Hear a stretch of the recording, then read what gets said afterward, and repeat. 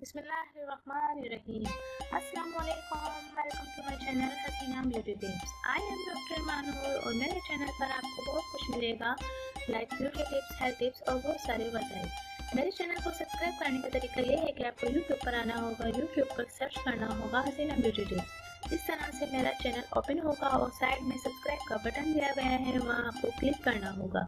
जैसे ही आप उस पर क्लिक करेंगे तो यहाँ एक फोल्डर ओपन हो जाएगा और उस पर आपको ओके करना होगा।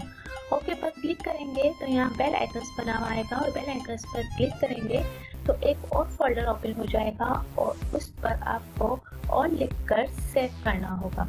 इस तरह से मेरी हर वीडियो का नोटिफिकेशन आपको शुरू में ही मिल जाएगा और मेरी हर न्यू वीडियो आपको देखने को मिल जाएंगी। तो नाज़रीन चलते हैं आज के टॉपिक की तरफ। आज का जो मेरा टॉपिक है